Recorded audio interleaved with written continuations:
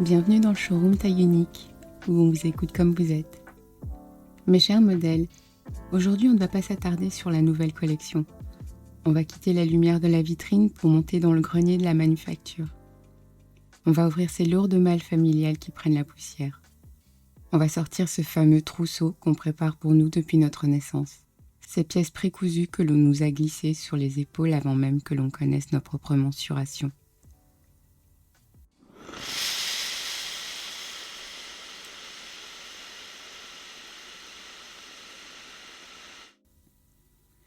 L'héritage n'est pas qu'une question de patrimoine matériel, de noms ou de vieux meubles. C'est d'abord un vêtement. Et bien souvent, quand on l'enfile, on se rend compte que c'est un manteau d'hiver beaucoup trop lourd. Une coupe d'un autre temps, taillée pour quelqu'un d'autre.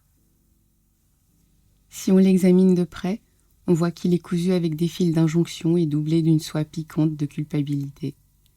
C'est une pièce boutonnée jusqu'au cou par des loyautés toxiques. On nous le pose sur le dos en souriant, en nous certifiant que c'est une pièce de collection d'une valeur inestimable, que ça se transmet de mère en fille, de génération en génération, et qu'il faut en être digne. Et nous, par respect pour la lignée, par peur de froisser le tissu familial, on le porte. On étouffe dedans, on a les bras engoncés. Il nous force à courber le dos parce que les emmanchures sont trop serrées.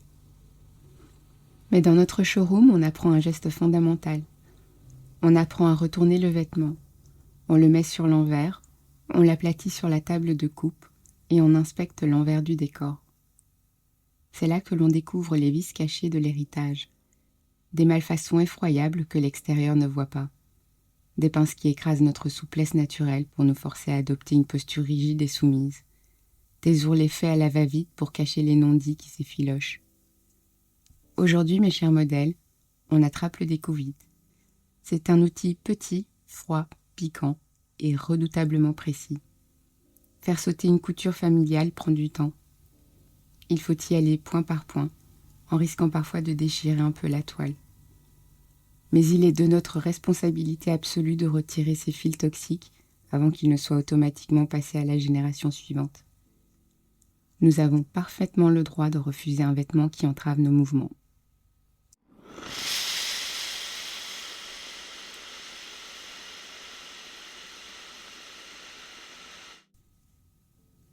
Mais voilà la vraie question. Quand la manufacture principale, la lignée directe, produit des pièces qui nous étouffent, vers qui se tourner pour réapprendre à coudre? Quand le grand atelier familial refuse d'ajuster le patron, où peut-on faire nos propres essayages? C'est ici qu'il faut pousser la porte des ateliers clandestins. Aujourd'hui, on fait l'éloge de ces figures périphériques. La tante un peu marginale, la marraine silencieuse, la grande sœur protectrice. Ces figures de l'ombre qui observent le désastre depuis leur coin de la pièce et qui nous ouvrent discrètement leur propre boîte à couture. Mais parfois, mes chers modèles, soyons d'une honnêteté brutale, il n'y a personne. Pas de tante bienveillante, pas de marraine. L'atelier clandestin est désespérément vide. Alors que fait-on quand on se retrouve seul avec un vêtement qui nous étouffe? On devient notre propre première main. On apprend la couture de survie en total autodidacte.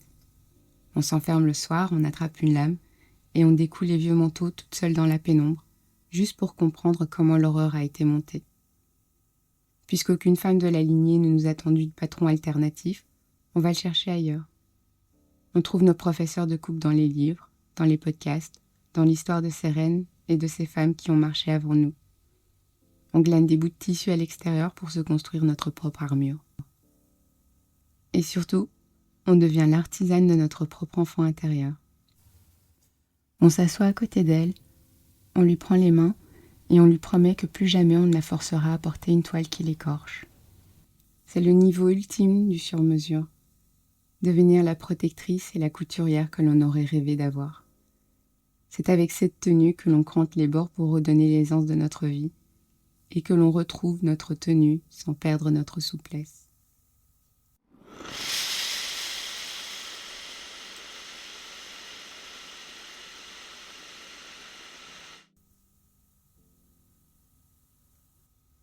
Une fois que l'on a taillé dans le vif, retaillé nos propres volumes et trouvé nos propres lignes de fuite, une mission s'impose. Puisque l'on a décousu les malfaçons du passé, que va-t-on léguer à notre tour aux plus jeunes de la maison? À quoi va ressembler le nouveau trousseau? On ne va certainement pas y glisser du linge bien repassé en attendant qu'elle se conforme au moule du prêt-à-porter. On ne va pas leur préparer une trousse de bonne fille soumise. Non. On va leur léguer une véritable mallette d'artisan. Dans leurs poches intérieures, on va glisser des ciseaux de tailleur, lourds, forgés dans l'acier froid, parfaitement aiguisés. Pas pour faire de la dentelle, mais pour trancher net les liens qui les abîment. Trancher dans le vif dès les premiers signes d'usure, pour que rien ne s'effiloche. On leur donnera un mètre ruban, souple mais intraitable sur les chiffres, pour qu'elles apprennent à mesurer l'espace vital dont elles ont besoin, et à imposer leurs propres limites, millimètre par millimètre, sans jamais laisser quiconque prendre leur mensuration à leur place. Et enfin, on leur transmettra notre fameux compte-fil, ce petit monocle en laiton. On leur apprendra à le poser sur chaque relation, sur chaque situation, pour examiner la fibre des gens, pour détecter le mensonge et le synthétique au premier coup d'œil, et ne s'entourer, pour le reste de leur vie, que de matière noble. Mais posséder de bons outils ne suffit pas. Une fois que l'on a ce nouveau trousseau entre les mains, la plus grande des forces est de ne plus jamais coudre seul. On leur apprendra à chercher d'autres artisanes, à assembler leurs étoffes avec celles d'autres femmes pour bâtir une véritable sororité. Trouver sa communauté, c'est construire un atelier impénétrable où l'on se protège mutuellement des courants d'air et des loyautés toxiques.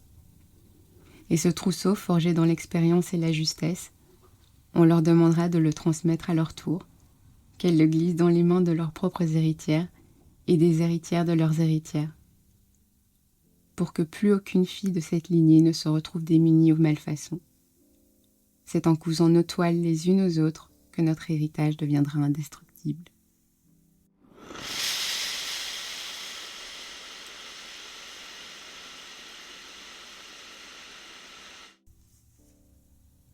Mes chers modèles, on pose notre point d'arrêt ici pour aujourd'hui. Il est temps de fermer les malles du grenier et de redescendre dans la lumière de l'atelier. Si cette coupe vous a aidé à faire le tri dans vos propres armoires, à inspecter les coutures de votre passé et à préparer votre propre trousseau, posez un acte de création avec nous. Soutenez la manufacture. Abonnez-vous à Taille Unique sur votre plateforme d'écoute favorite et laissez-nous un avis pour aider d'autres à trouver ce showroom. Partagez ce patron avec quelqu'un qui a cruellement besoin d'alléger son manteau aujourd'hui. Et puisque nous sommes encore en mars, le mois qui célèbre les femmes et leurs droits, n'oublions jamais que la sororité est l'étoffe la plus résistante que nous puissions tisser face au monde. Le showroom ferme ses portes. Et souvenez-vous, si aucune taille ne vous va, portez la vôtre. À bientôt.